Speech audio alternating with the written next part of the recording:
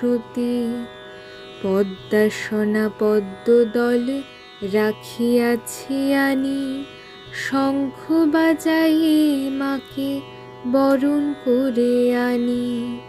করি পূজা লক্ষ্মী মার সবে সযতনে, তুমি মা আশিস করো আমার সবাজনে। বঙ্গদেশে ছিল এক বিধবা ব্রাহ্মণী।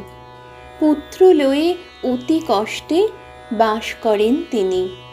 একদিন দৈববাণী করে নারায়ণ, পুত্র হতে দুঃখ তোর হইবে মোচন। বটবৃক্ষ